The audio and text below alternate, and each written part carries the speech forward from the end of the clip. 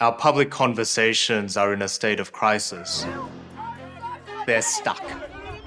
It's people fully convinced of their views, shouting at each other from a distance. One of the reasons why we find it so difficult is, I believe, because the skills of good argument have been atrophying for some time. We no longer view argument as something to be worked at. Rather, we see it as something we jump into out of instinct or defensiveness. The bad arguments that result decrease our confidence in what disagreements can do for us. I need you to retract. So the quality of the conversation further degrades. I think we need to restore confidence and faith in what disagreements can be, and to highlight its potential as a source for good as well as a source for ill. My name is Bo So. I'm a two-time world debate champion, a former coach of the Australian and Harvard debate teams, and I am the author of Good Arguments.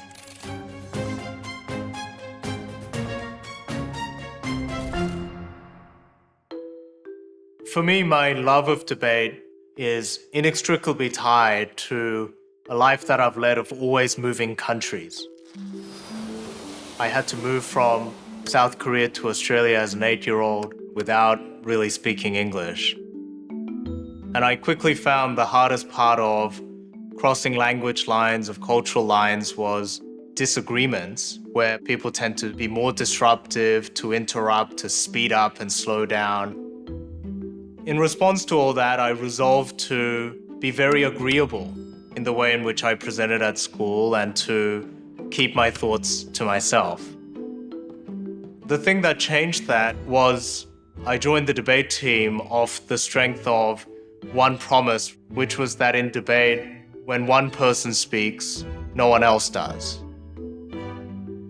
And to someone who had been interrupted and spun out of conversation, that sounded to me like a kind of salvation. If intelligence is the ability to respond to any argument, wisdom lies in knowing which arguments to respond to and which parts of an argument to respond to. Arguments are easy to start and hard to end because there are any number of differences between two people. And unless you're careful to say, we're having this disagreement at this moment and not all the other disagreements we could be having, all of the differences between two people can start flooding in. And the argument becomes this unruly mass where any of the potential sources of conflict can come to the fore, and you're not making progress on any given one. One of the frameworks that I developed in order to pick my fights more wisely is called the RISA framework. Before launching into a disagreement or challenging a claim, ask 4 things. First, whether the disagreement is in fact real, as opposed to a misunderstanding.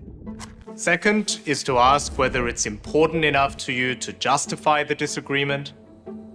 The third is to ask whether the topic of disagreement is specific enough in order for you to make some progress. And the fourth is to ask whether you and the other person engaged in the disagreement are aligned in your objectives for wanting to partake in that conversation. By checking off on these 4 lists, you can't guarantee that a conversation is going to go well, but you may be able to give it the best possible chance of doing so.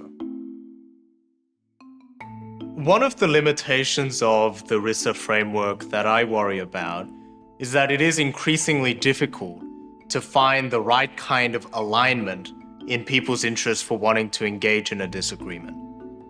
So if you have two sides that simply want to hurt one another's feelings, that's some kind of alignment, but not the right kind that leads to productive conversations. So one place where you might be able to apply the RISA framework is getting together with extended family for Thanksgiving or Christmas and knowing that some of the personal or political disagreements are gonna bubble up to the surface. The RISA framework provides 2 sources of help in that situation. The first is that every disagreement should start with a little bit of agreement. And that is often naming exactly what it is that you disagree about so that it doesn't bubble up into all the different areas in which you don't see eye to eye. First step is to name the disagreement in front of you. The second thing is to check, well, why do you want to engage in this disagreement? And can we come to an agreement about what it is that we're hoping to get out of this conversation? So forcing the slightly quarrelsome family member who just wants to be a contrarian or to cause trouble to say, are you really in this, hoping to persuade me to change my mind? That bit of negotiation of why it is that we're in the conversation in the first instance can often allow our conversations to go better than if we just jump into the disagreements without much forethought. It allows us to almost make a contract with the other side. This is what we're disagreeing about, and these are the reasons why we're engaging in that dispute. And one of the things that you can do with someone who tries to break those rules, to expand the debate into something it wasn't about, to change the topic, to introduce new reasons for wanting to engage in the dispute, is just to remind ourselves of the agreement that we made and to bring the conversation back to those parameters. Just as any number of the differences between two people can give rise to a disagreement, any number of things that people say within an argument can be contested. The success cases, these are the ones in which the revolution works. Closing, I'll take you if you have something. And a part of the wisdom one has to develop as a debater is to know which arguments to challenge and which to let go. A Marxist revolution at this point doesn't change that structure. And it will lead to a huge period of economic instability that will take Apparently away in their the world, livelihood. if we're to buy the premise of their case at all, There are two questions that we often ask to make that decision. The first is this disagreement between the two sides necessary to resolve in order to make progress in the argument? And if it's not, is us challenging it going to help us make progress on the overall dispute? No matter how offensive or wrong-seeming it may be, by asking whether it's first necessary to challenge, or even if it's not, whether challenging it would help us make progress on the argument, you can be a little bit more judicious in how you disagree and prevent our arguments from becoming this unruly, all-encompassing dispute. One of the great lessons of debate is, in order to be heard, you have to first listen. We're used to thinking about listening as an essentially passive act. We sit back in our chairs and take it all in.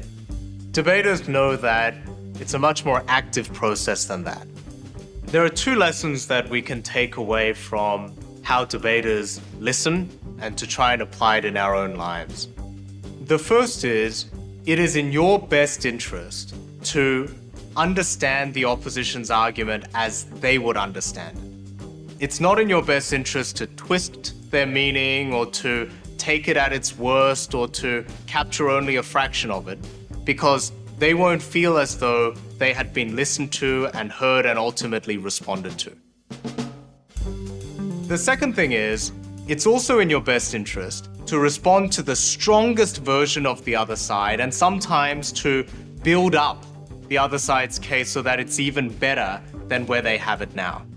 You know, after you finish speaking, the opposition might have a light bulb and come up with a better case.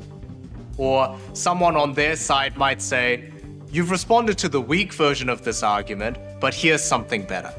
So the further you can take it and the stronger the version of the other side you can respond to, the more you challenge the other side to go even further and the better the conversation becomes. So much of debate is an exercise in certainty. It's about spending sometimes weeks researching your side of the case, coming up with the best possible arguments that you can to sell the truth of your side to the listener.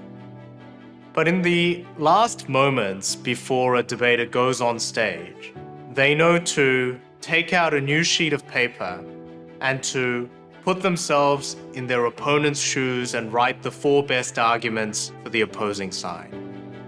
They know also to look over their case again, this time through the eyes of someone who fervently disagrees with them, to identify all of the flaws and the criticisms that could be leveled against them. Debaters also know to imagine a world in which they lost the debate and to come up with the reasons why they did. Those exercises, which are called the side switch exercises, puts a pause on that feeling of certainty. It makes us feel for a moment the subjective reasonableness of other people's beliefs. It gives us that moment where we get back on our toes and think maybe we missed something. It makes us imagine a world in which we're wrong. And all of that creates a wriggle room through which something like humility or empathy might arise.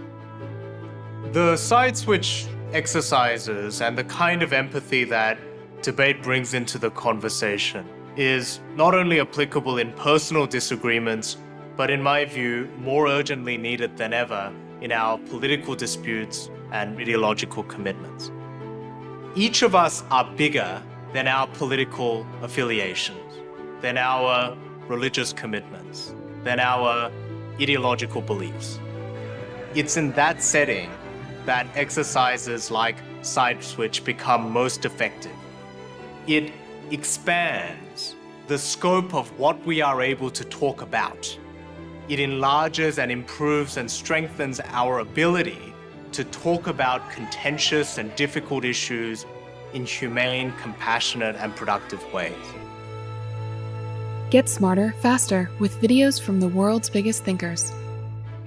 To learn even more from the world's biggest thinkers, get Big Think Plus for your business.